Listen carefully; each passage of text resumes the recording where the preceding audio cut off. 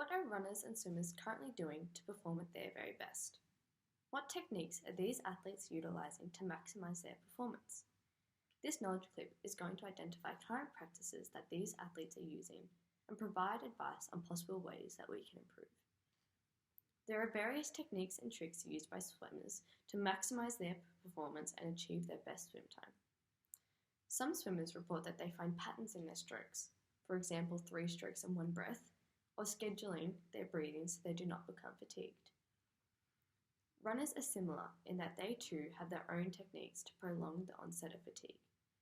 This can include focusing on breathing, such as counting their breaths, or even scheduling their refueling and drinking breaks. In this clip, we are going to look at the effect of music or the power of the beat. Is it possible to utilise music to provide motivation as well as synchronization during running and swimming? We hope to change the way that runners and swimmers are training and performing by implementing a new method of music utilisation. We will identify how this can be made possible using the knowledge that we possess and of the theoretical framework, dynamic systems approach. The dynamic system approach characterises motor learning through the de-emphasis on commands from the central nervous system in controlling movement and emphasises the physical explanations for movement. The dynamic systems approach suggests that movement is in fact a result of the systems of the body, the task at hand, and the environment around us. With this in mind, we look at how we could apply the dynamic systems approach when implementing new training methods, music, for runners and swimmers. There has already been many studies done on the effect music can have on individuals during exercise. For example, a study done by Bood, Neeson, Camp and Roding in 2013 set a great example of how coaches can use acoustic stimuli to improve performance. To be specific, this study found that the use of appropriate music meant runners worked harder and helped maintain a consistent pace through coupling. The dynamic systems approach has been utilised as a framework in other research to implement change. A previous study specifically looked into the A not B phenomena, in which infants would reach for object A, which a toy was hidden underneath, even though they have seen it placed under object B.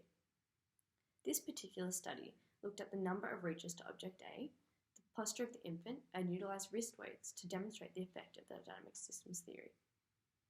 This suggested that the changes in motor components happen collectively, both from the motor stability and the number of reaches. This helped identify that the infant's behaviour was not only cognitive, therefore it was not just a lack of object permanence, but about the body too. So our representations of perception is tightly coupled with the dynamics of the body. This study was done by Smith, Thielen, Titzer, McKillen in 1999. And we are also not the first to specifically look at the use of music during running and the effects this has on performance.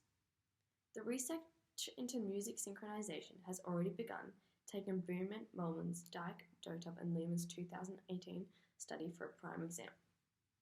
This experiment identified key components for motor learning and control. It demonstrated how using specifically tempo-matched music to running resulted in a low perceived exertion as well as a total longer running time. These findings support our argument that it is in fact possible to implement the dynamic systems approach by utilizing music in order to enhance performance and learning. We do believe that music could be utilized for runners and swimmers to maximize their performance. This argument has been backed up through various other research experiments, so you're able to conclude that it is an efficient and effective way of training. We believe that the motivating and synchronized music does in fact enhance performance for runners and would be beneficial to implement this for athletes in marathons. If the athlete was to wear headphones and listen to music that had been selected carefully, this would provide assistance in maintaining a consistent pace and maximizing performance.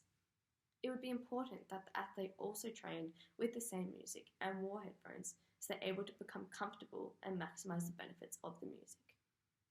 We also believe that there may be more effective approaches in maximizing performance for swimmers by utilizing the power of the beat again. If the athlete had a song they were able to swim to in order to create consistent pace, it would allow them to work alongside coaches in finding their most efficient way of swimming style. Specific parts of this song could be played in an underwater speaker that allow for the instruments and would act as a mental stimulator for the individual to sing along mentally to the song and keep a synchronized pace. We believe that we should implement the power of the beat when training athletes and swimmers to perform at their very best.